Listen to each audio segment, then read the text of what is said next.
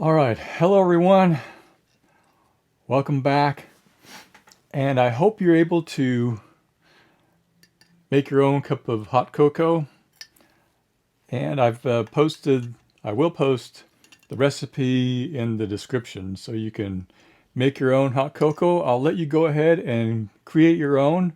It's great from scratch using, if you have Hershey's cocoa powder, it's fantastic. And yeah, go ahead and make it and then sit down and I'll introduce you to my latest work in progress. All right, so yeah, this is the I call it the artist hot cocoa. Man, you got to add that whipped cream in there. But boy, yeah, this is fantastic. Sit back, relax, enjoy a cup. My latest project is a work in progress I have behind me here.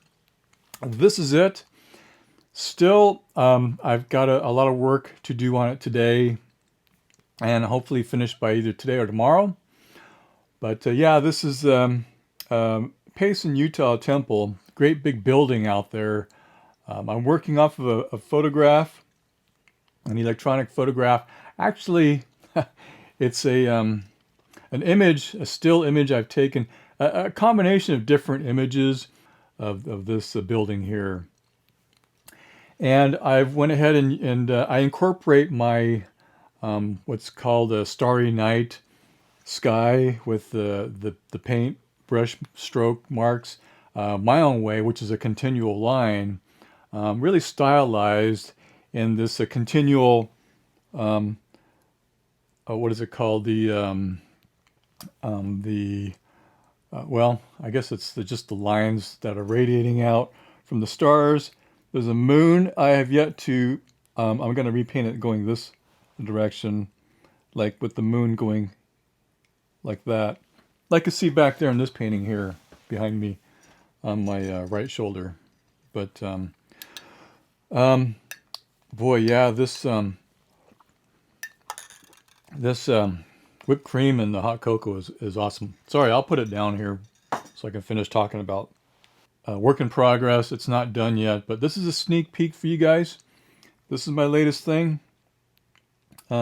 Concentric circles. That's the word I was trying to figure out earlier on. It's concentric circles radiating out from the stars and the moon, in this case, the heavenly bodies. My own way of showcasing this really fantastic sky that I love over this wonderful building. These are little swirls, are the atmosphere. And I was shared by a friend of mine who said that the studies have been made years later about Van Gogh's swirls, the atmosphere, and something about that. I have to read about it and give you more information on it. But that's what this is. The swirls in the atmosphere, the wind, maybe perhaps. So that's what these are. The clouds and this kind of a sunset or sunrise. I guess it's a sunrise in this case because the sky is kind of this pink, reddish, orange, yellow glow to it, depicting the sun is either below the horizon and the sky is still lit with heavenly bodies. And this building, the temple, with its the light shining from this direction, which is the east, because back here is west. So you got your morning light shining on this part, which is a warm color. Back in the shadow. Now, whenever you have a warm light, in this case the sun, you've got a warm light. Your shadows are going to be cooler in color, and you can see that happening in real life. If you see, if you get warm light, you normally usually will cast a cooler shadow, and the reverse is the same. If you have a cool light, you'll often typically see a warm shadow, a warmer temperature shadow. So, all right, so And then this yellow back here is the toning of the ground, which is what I started with. Actually, this painting I used yellow for just this foreground and also the building.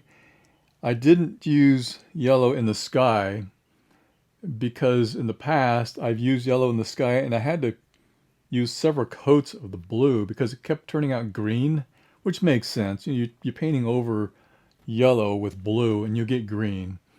So I left out this yellow in the sky and I just did the blue on top of the white, which is the canvas color in this case.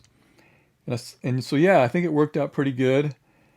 And to finish this, I'll finish this part of the building off on the right side in the shadow. Right now I'm putting in these details. I've got to raise this line here and I got to finish off this part. I'll put in this area of the building here, back here, putting in these little windows in this part and also here. I'll finish this lower kind of this entry area here of this building, and the foliage with trees. There's a tree here, another smaller minor tree here. I've got some other foliage going on back here with the background, and then you'll have some I think a gate, some fencing, and the foreground foliage as well. So yeah, they're still quite a ways off. And let's see, I've got some other details. Now, after I put in, this is kind of a block in down here. This is my detailed parts of it here. And this detail is not really, it's kind of, for me, a marking of where things are. I'll go back over these details with the correct color or different color. And I know it's kind of dark right now, really glaring, but that's just for my own purpose, that this is where the shadows are. I know it's really dark here, but I'll color correct it in the actual final outcome. And also in the final outcome, I'll have more of a looser paint stroke. Maybe I'm kind of thinking that through with a more looser paint stroke, or maybe not. I don't know. Well, kind of depends on how things look later on. And yeah, so this block end here is just, as you see, it's not finished. So that's it. That's a preview of what I'm working on, a work in progress, and I'll hope I'll catch you in the next one. Have a wonderful day. Bye.